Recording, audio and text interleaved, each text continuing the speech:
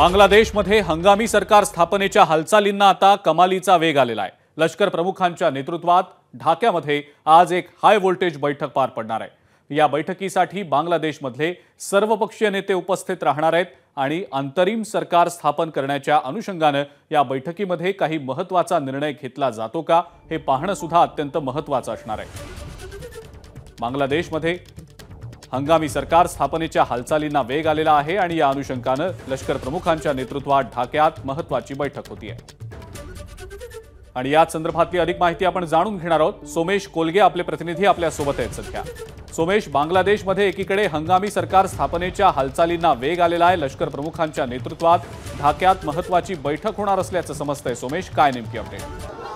बांगलादेशची राजधानी ढाका येथे जे लष्कर प्रमुख आहेत वाकीरुज्जमान यांच्या अध्यक्षतेखाली एक बैठक होते आणि या बैठकीमध्ये अंतरिम सरकार स्थापन केलं जाणार आहे। आपल्याला सर्वांना माहिती आहे की नोबेल पारितोषिक विजेते डॉक्टर मोहम्मद युनूस यांना या संपूर्ण सरकारचं नेतृत्व दिलं जाईल अशी शक्यता आहे। डॉक्टर मोहम्मद युनूस हे तेच अर्थतज्ञ आहेत ज्यांनी पहिल्यांदा GDPच्या ऐवजी काही वेगळी परिमाणं असू शकतात आर्थिक वाढीची अशा स्वरूपाचा एक सिद्धांत मांडला होता आणि संपूर्ण जगभरामध्ये डॉक्टर मोहम्मद युनूस यांचं नाव मोठ्या आदराने घेतलं जातं। त्यांना नोबेल पारितोषिकही मिळालं। ह्युमन डेव्हलपमेंट इंडेक्स अशा स्वरूपाचं त्यांनी एक संकल्पना पुढे आणली होती। ते डॉक्टर मोहम्मद युनूस यांच्यावर जवळपास शेख हसीना यांच्या सरकारच्या काळात 150हून जास्त केसेस आणि खटले भरण्यात आले होते। ते डॉक्टर मोहम्मद युनूस हे या संपूर्ण अंतरिम सरकारचं नेतृत्व करतील अशी माहिती मिळते। लष्कर प्रमुख जे वाकीरुज्जमान आहेत त्यांच्या अध्यक्षतेखाली ही बैठक होते। जे विद्यार्थी संघटनांचे काही प्रतिनिधी आहेत त्यांनी अंतरिम सरकारच्या अनुषंगाने काही मागण्या केलेल्या आहेत। या सरकारमध्ये अवामी लीग कुठेही सहभागी असणार नाही। अवामी लीगचे लोक सर्वपक्षीय बैठकीलाही सहभागी झाले नव्हते आणि इतर जे सर्व पक्ष आहेत मग त्यामध्ये BNP असेल जो झिया यांचा पक्ष आहे, त्यानंतर मग बांगलादेश नॅशनलिस्ट पार्टी असेल, त्यानंतर इतर जे छोटे घटक पक्ष आहेत त्या सगळ्यांचे प्रतिनिधी यात सहभागी होतील। आर्मीचे काही प्रतिनिधी असू शकतात का यावरही काही ती स्पष्टता येईल आणि डॉक्टर मोहम्मद युनूस यांच्यासारखे जे नोबेल पारितोषिक विजेते जे आता बांगलादेश सोडून गेले होते ते पुन्हा बांगलादेशच्या दिशेने प्रवास करतात तर ते या सरकारचं नेतृत्व करतील अशी माहिती मिळते। सोमेश, मात्र ते डॉक्टर युनूस अनुकूल आहेत का या सगळ्या परिस्थितीमध्ये सरकारचं नेतृत्व करण्यासाठी आणि लष्कराची अत्यंत महत्त्वाची भूमिका आहे सध्या बांगलादेशच्या एकंदरीत या अंतरिम सरकार स्थापनेच्या दृष्टीने, काय नेमकं त्याबद्दल सोमेश सांगता येईल? नक्कीच डॉक्टर मोहम्मद युनूस यांनी कालपासून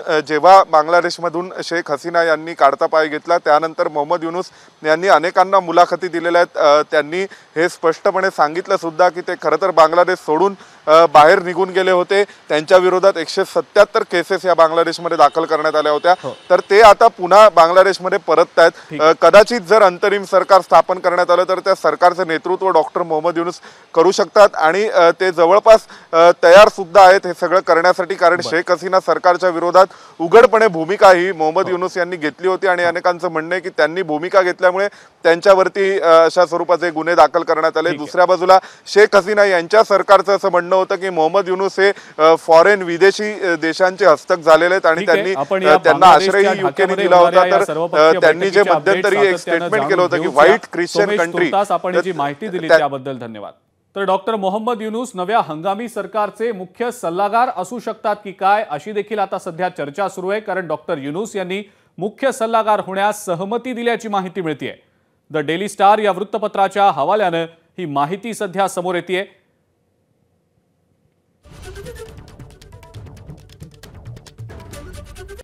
एकीकडे बांगलादेशमध्ये या सगळ्या घडामोडी घडतायत।